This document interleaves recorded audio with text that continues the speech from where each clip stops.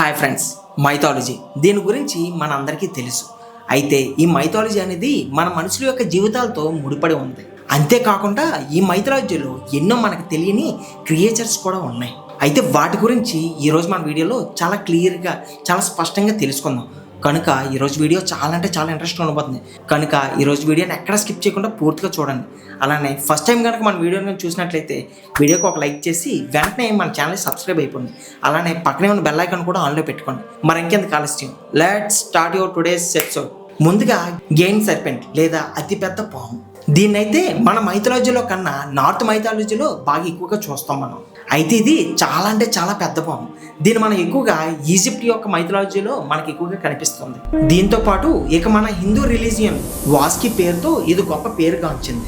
అయితే మీరు ఎప్పుడైనా ఆలోచించారా ఫ్రెండ్స్, ఇవి నిజంగా ఉన్నాయా లేక వీటిని క్రియేట్ చేశారా అని? అయితే వీటికి నిజం చెప్పాలంటే ప్రస్తుతం అయితే లేవు, కానీ ఒకప్పుడు మాత్రం ఇవి మన భూమి మీద ఉండేవి. అయితే ఇవే కాకుండా చాలా పెద్ద పెద్ద పాములన్నింటినీ కలిపి జైన్ సర్పేస్ అని చెప్పి పిలిచేవారు. అయితే ఇందులో వాస్కి పాము అనేది ఒక రకమైతే టైటానోబావా అనేది మరొక రకమైన పాము.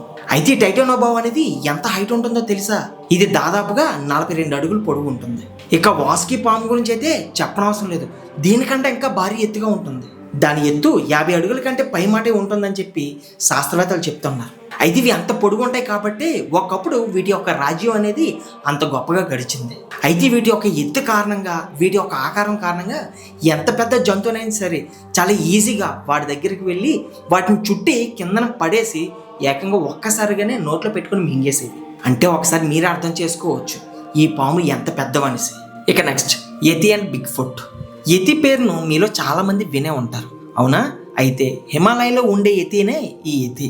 ఈ యతి గురించి మన పురాణాల్లో చాలా మంది చెప్తూ ఉంటారు.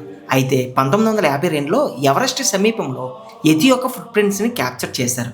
కానీ ఆ తర్వాత అది ఒక ఎలుగుబంటి ఫుట్ ప్రింట్స్ అని చెప్పి అందరూ దాన్ని కొట్టిపడేశారు.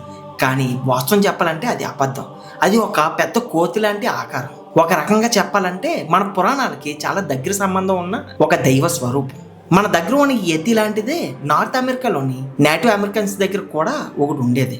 అయితే దాన్ని అక్కడ బిగ్ ఫుట్ ప్రింట్ మ్యాన్ అని కూడా పిలిచేవారు.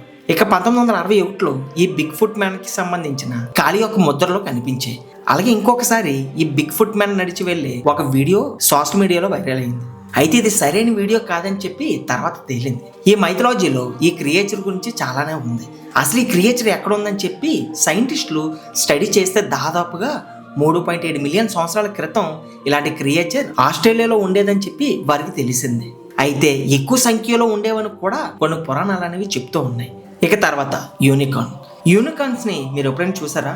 నాకు తెలిసి బహుశా మీరు చిన్నపిల్లల పుస్తకాలు అట్ల మీద చూసి ఉంటారు. కానీ గతంలో ఇవి కూడా ఉండేవని చెప్పి చాలా మంది చెప్తూ ఉన్నారు. అయితే ఇది నిజమని కూడా అంటున్నారు. పాకిస్తాన్ సివిలైజేషన్లో ఈ యూనికార్న్ యొక్క చరిత్ర కూడా ఉంది. జనరల్గా చాలా మంది చెప్పేది ఏమిటంటే మైథాలజీ యూనికార్న్ అనేది ఒక క్రియేచర్ అని. కానీ అలాంటి జంతువులు నిజంగానే ఉన్నాయి. చాలా చోట్ల మంచు ప్రాంతాల్లో అవి పెద్ద పెద్ద ఆకారాలతో ఉండేవని చెప్పి చాలా మంది నమ్ముతున్నారు. అయితే వాటిని రైనోసార్స్ అని కూడా పిలుస్తారట. అయితే ఇప్పుడు మనకు కనిపించే రైనోసార్స్ వేరు, కొన్ని మిలియన్ సంవత్సరాల క్రితం కనిపించే రైనోసార్స్ అనేవి అవి వేరు. అయితే ఇవి ఆ యూనికార్న్స్ నుంచే వచ్చాయని చెప్పి చరిత్ర చెప్తుంది. ఇక తర్వాత కతుల్. ఇది మోడర్న్ మైథాలజికల్ క్రియేచర్. కుతుల్ పేరు 1928లో పెట్టారు. ఈ కుతులు అనేది ఒక ఆక్టోపస్ లో ఉంటుంది. అయితే ఇది దానికంటే పెద్ద ఆకారంలో ఉంటుంది. అంతేకాకుండా దీన్ని చాలా మంది మోన్స్టర్ అని కూడా పిలుస్తూ ఉంటారు. ఇది బాగా సముద్రం లోపల ఉండడానికి ఎక్కువగా ఇష్టపడుతుంది. ఎప్పుడైనా మీరు ఎక్కడైనా ఎగ్జిబిషన్కి వెళ్ళినప్పుడు ఇలాంటి ఆకారంలో ఉండే స్కెల్టన్స్ మీకు కనిపిస్తూ ఉంటాయి. అయితే అవి నిజంగానే ఒకప్పుడు ఉండేవి.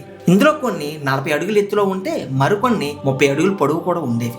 అయితే ఇవి ఎంత పొడవుగా ఉంటాయి కాబట్టి ఇతర జంతువులను చాలా ఈజీగా వేటాడి తినేసేవి. ఇక తర్వాత డ్రాగన్స్. ఈ డ్రాగన్స్ ను మీరు చాలా సినిమాల్లో చూసే ఉంటారు.